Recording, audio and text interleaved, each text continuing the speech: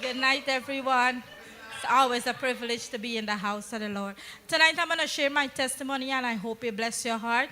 So, 2018, when I gave birth to my son, Alex, me and my husband, we had made a promise that we don't want any more kids. We're not having any more kids. But then as the year goes by, my mind changed. And I always said to him, are we going to have any more kids? And he will say no. My husband is very soft-spoken. He's going to say, no, we're not having no more kids. And when he's going to say that, it hurt my feelings, and I'm going to start crying. And, and when I'm crying, in the midst of me crying, I'll call upon the Lord, and I'll say, Lord, when? And it went on for a couple of years. But one day, one specific day, I put my son on the school bus, and I came back, and I was having breakfast on my table. And just how I'm standing here, I was sitting on my table. And he's coming to the living room, and I said, are we going to ever have any more kids? And he looked at me, and he was like, oh, no, Alex is enough. And he went in the room, and I started to cry. And I said, Lord, when is this going to happen? When is going to happen? And right on my side, right here, something whispered in my ears, don't ask him again. And I listened to it, and I said, Lord, what is that? Don't ask him again. If I don't ask, I'm not going to get no more kids. It's going to be Alex alone. So after that, I didn't ask. I obeyed what I hear, and I didn't ask him anymore. A month or two later, we moved to a new place. We have a big place. We only stayed there for a month, and then I fall sick. In May, I fall sick. And I went to the doctor. They did all the tests they could. They even did a pregnancy test. They said the pregnancy test come back negative, you're not pregnant. But all the tests we did come back negative, you're okay. So I asked the doctor, I said, so why am I feeling like this? She said she don't know, but go home and see how you feel, and you could come back. May, and I'm going into June, and I'm still feeling the same way. So I called my cousin, and I said to my cousin, you know what, I'm not feeling well. And she said to me, here what happened. Go to the pharmacy and buy a pregnancy test. And it took me some time to go, but I did go. And I get myself a pregnancy test. And I put the test in the washroom, and I leave it. I did not want to take it. But then, all of a sudden, the day before Alex's birthday, on the 28th of June, something said, take a test. So I said, you know what, let me go. I went and I take a test, and it come back negative. It broke my heart. It broke me right in the washroom. I couldn't get up. I just sit there, and I cried, and I cried. And my cousin said, listen, don't worry, it's going to happen. If the Lord wants it to happen, it's going to happen. And she prayed for me. And then we were going out on the 29th for breakfast for Alex's birthday. And all of a sudden, I'm in the washroom. I don't know how I end up there, but I'm in the washroom taking the next pregnancy test. But I don't know how I end up in the washroom. So I went, and I take a pregnancy test, and it came positive. It came that I was pregnant, and I bring it and show my husband, and I never see my husband smile like that. And I tell him, I said, you said we're not having more kids, but God said yes. So I went to my doctor. They did the next test. They said, yes, you're pregnant. I could have run out of the hospital and yelled, but then God said, this is a crazy woman. So I just keep my peace. But the way how I smile and the way how I come out, the lady in the forest, she said, you're pregnant? I said, yes. So we came home, and I made my appointment, but we had specifically asked for Alex's doctor to look after me, because she did look after me for Alex. But she wasn't there, so they gave me a date, ending of July. So it was a normal day. I get up, I take care of Alex, and I put him, I give him his breakfast and everything, and I take him, and I was praying for him. And when I was praying for him, I finished, and I sneezed, and it was the hardest sneeze I ever sneezed. And when I sneezed, I felt a gush, something just running down my leg hot. And I said, wait, this is too early for me to wet my skin. Something is not. And I knew what it was, but I didn't want to accept the fact. When I get up on the sofa, my legs was full of blood. Blood I did not even see for so long. I tell Alex, call your dad. Alex said, Dad, you need to come home. Blood is coming down Mommy's leg. I went to the washroom. I get myself together. I put Alex on the bus. I called my cousin. I said, pray for me, please. I'm bleeding. And it's not a normal bleeding. It's not a bleeding that you bleed. It's something I couldn't even walk. I close my foot like this and I'll walk like this. So my husband came, we called the ambulance, and we go into the doctor. So the lady in the ambulance, she asked, how much baby you have? I said, I have one. And my husband say, and this one is a miscarriage. I said, what miscarriage? No, this not go nowhere. And it's the first time I ever talked so hard with my husband, and he looked up. I said, this baby is not going anywhere. Who tell you that? So we went to the doctor. They checked me up. They said, Mommy, we know during pregnancy sometimes you bleed, but not this kind of bleed. So they went and they checked me up. They said, everything is okay, but we don't know why you're bleeding so much. So I went to do an ultrasound, and I was on the bed and I was crying. I was crying. So the girl in the ultrasound room, the doctor, was two of them, and they said, listen, Mommy, we can do this ultrasound because we are not seeing on the screen because you're crying and we are crying. So they pulled me up on the bed and they said, tell me why you're crying. I said, how can I explain to my 5-year-old son that the baby what was in my tummy is not there anymore? And she said to me, no. I said, look, she turned the screen around and she said, look at this baby. He's kicking. And his heartbeat is 150. So this baby is not going nowhere. So they bring me outside. But before I left, the girl came to me and she said to me, don't worry, everything is going to be okay. So my husband bring me home. And I was still bleeding. My husband takes some time out because I was so weak I couldn't make it to the washroom myself. I need him to help me. So he takes some time after work, and I was still bleeding, and it would come until 3:40. And one day I was praying for my son to school, and I said, God, if the woman in the Bible was bleeding for 12 years, and she know if she just touch you, she's going to heal. I don't want you to touch me, Lord. I said, I don't want you to touch me. I raised my hand, and I said, Lord, let me touch you. Let me just touch the tip of your foot, and I know I will be healed. Say, I need this healing. I cannot bleed like this. That was Thursday morning. When I wake up Friday morning, I got no bleeding. It was no blood. It was dry. I told my husband, I said, you know what? God heal me. I don't have any more bleeding. So after that, I went to my doctor. She checked me up. They draw my blood. They did everything. They called me back. They said, you have type 2 diabetes. And my world just stopped. It wasn't like I didn't know it was coming because the doctor already told me. So when I went and I see her, she said, you're high-risk pregnancy. We got to send you to somewhere else. So she sent me to our next doctor. I was going to the doctor and go. The doctor was very nice at first. But then after I did not do what she wanted, she started to become harsh with me. So they sent me to see a diabetes doctor. I'm seeing the doctor. But one day I was so happy and I was singing and everything and I was going in. And she said something to me. She said, because they had given me the Descom on my hand, she said, your sugar is out of control. And so I asked her, what can I do? She said to me, let's get rid of the baby. And I said, what? She said, let's get rid of the baby. I said, you mean abort the baby? She said, yes. I said, why? She said, you can abort the baby, lose weight, and then you could try. And I tell her, I said, what if it not happen? She said, you can use IVF.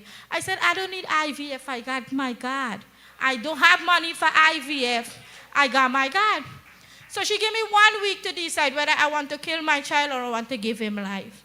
So I called my sister-in-law, and she shut it down right away. She said, no, you're not doing that.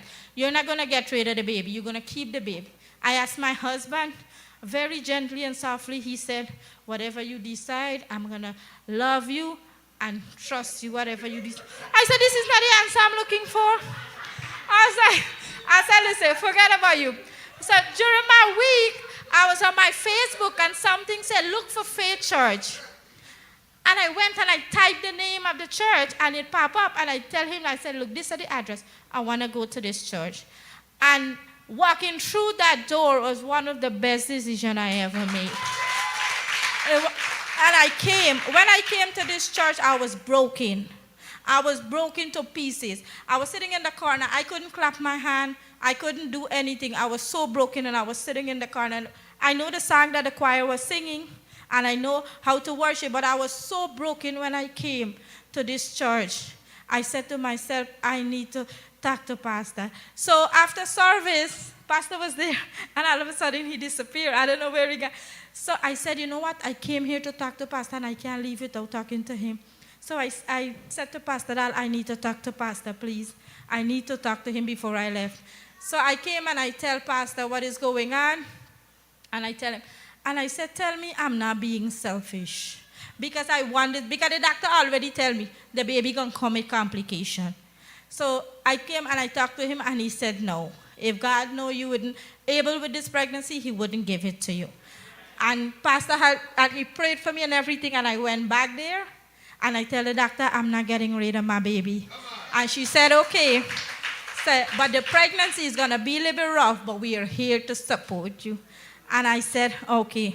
And I went, and from then on, I didn't agree to get rid of the baby. My OBGYN, she started to treat me different.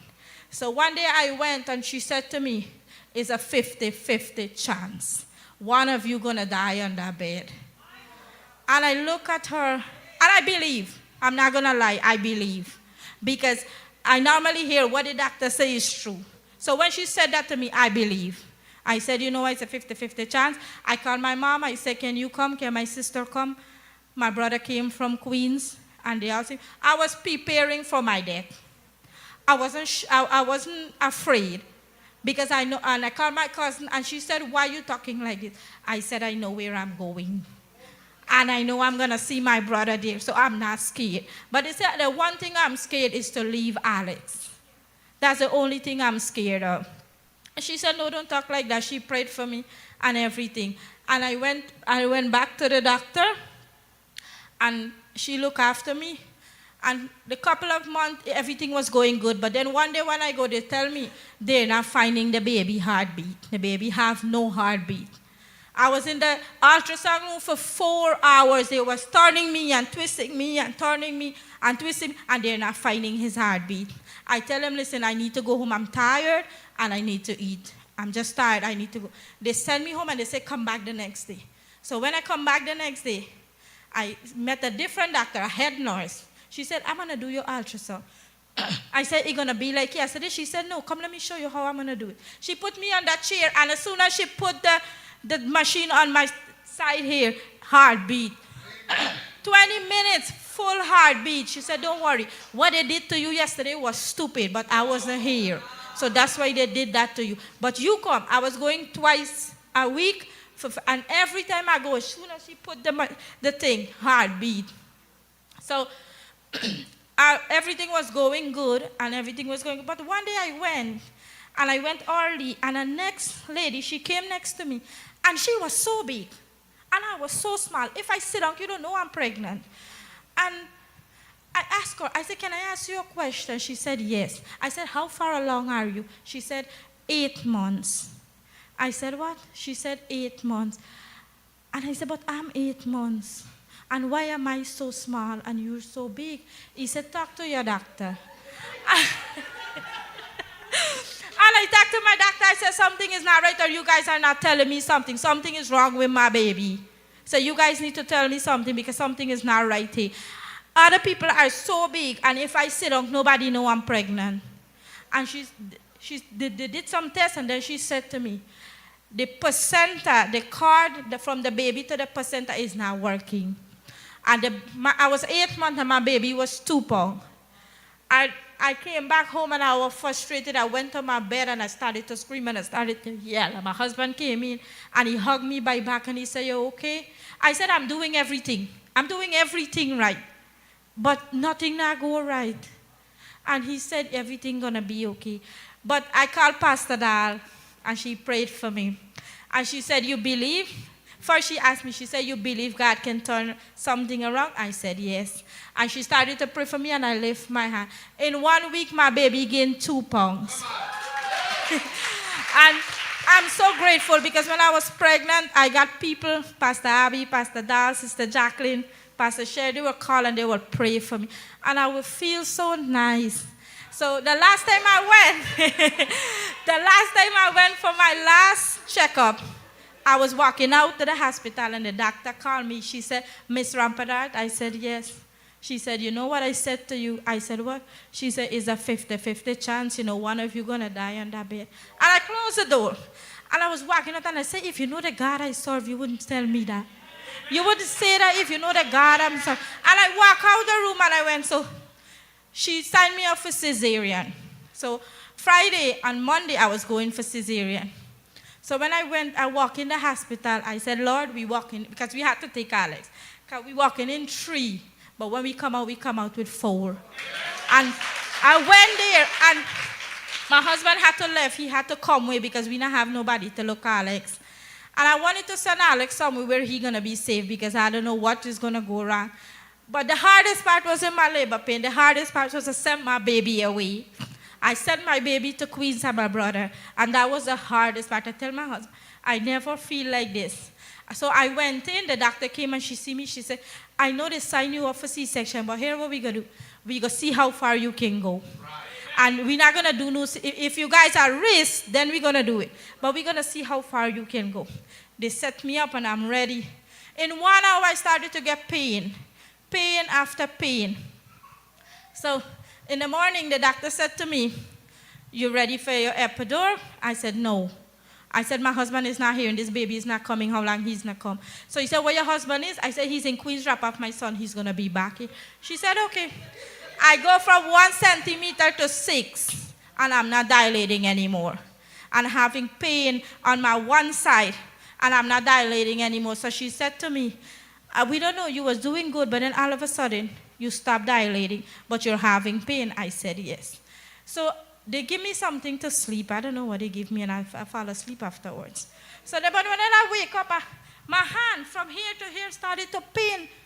This pain was more bad than my labor pain. So I called the nurse, and I said to the nurse, why is my hand paining? She said, we find something, so we need to give you that, so the baby is not going to get affected by it. I said, okay. I said, but this thing pain? He said, yes, no worry. Every 4 hours, you got to get 1 bag, and 1 bag going out every hour. I was like, oh my God. So, but when I was in pain, I wasn't scared because I know I got people praying for me. So I wasn't scared. I was there overnight by myself, and I was there till the midday. My husband came till about 12:30. And when he came, the doctor said to me, you ready for your epidural? I said, can I go more? She said, yes, you can go more, but remember, you're not dilating. You're 6 centimeters, and you just left. So I said, okay. So my husband came, and afterwards, I tell the doctor in the night, said, you can give me my epidural now. I'm ready for it. So they get me prep. I get my epidural, and I sleep. But then when I wake up, I notice this foot is working, and this one is not working. So I asked the doctor. I said, I'm getting pain on this side, but this side is not working. So they went and they called the anesthesia, and they tell him, what happened? Something is not right. Why is she getting pain on this side, and this side is not working? He said he don't know. He brings something, he put him in my back turned like a freezer. I was like, what in the name of God is going on here? I think it's about 7 o'clock, they prep and they're ready for him to come. He don't want to come. Devon don't want to come. He went under my breast, and he stayed there. And next time they come, they check for him, he went under this breast. He's not one.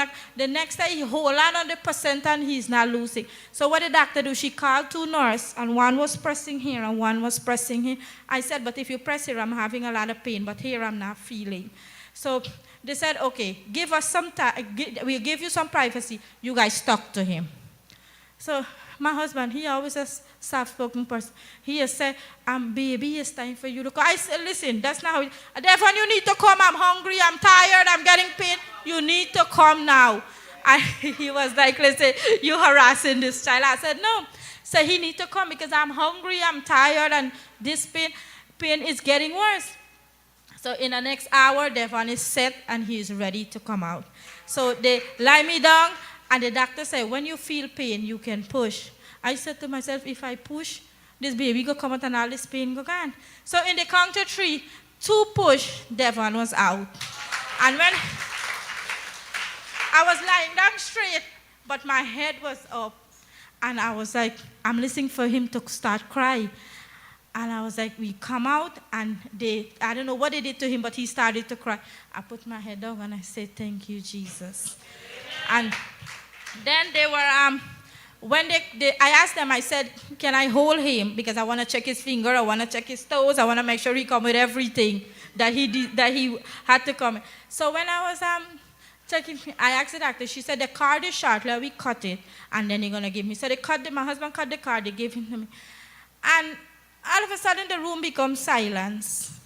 And I asked the doctor, I said, everything is okay? She said, when we were pulling out the placenta, the card cut and the placenta went back right up. But don't be scared, we're coming. They went and they bring a head nurse, they bring an ultrasound machine, and they do what they have to do, and they take it out. An hour after, the nurse asked me, the nurse is very fine, like Carissa. She asked me, you can walk? I said, yes. Because I was feeling on this right side, but I didn't know what happened to this. And she said, yes. I tell her, yes. She said, okay, let me help you. And I get up from the bed. And when I get up from the bed, this one side can't like this, and I fall. And when I fall, she run to heist me. I said, no, you can't able heist me. Let my husband come. So he came and he heist me. And then I'm realizing this one side have no life, but this one side have life. And I tell him, okay, you guys need to get me out of this room, so let me go upstairs. And they get me ready, and we went upstairs. And I asked, I said, I wanted to see somebody who can tell me why this foot is not working. Because I was walking like when I have a stroke. And I asked her, I said, I want to know why this foot is not working. So when she came, she said, when they put the needle in your back, the needle bent. The needle did not went straight, it bent. And when it bent, it sleep this one side, and that's where you're feeling it. So I said, what can I do with this? So when they take my foot, they put it up, and they're putting pressure on it. I said, this foot is not working. So something is wrong here. They bring a massage thing, and they put it on my foot. And then I started to feel life on this foot. And when I started to feel life, I tell the doctor, I'm feeling okay on this foot, and she said, yes. And I want to give God praise and thanks because I went in there with a 50-50 chance, as they said. Yeah. But I walk out the hospital with so much pride and joy. And my baby is here. He's alive. He's well. And he had no sick. So when they said to me, my baby is going to come with complication, my baby is here, and every time I take him to check up, they say he is well, he is healthy, and he is strong, and I thank God for all he has done for me.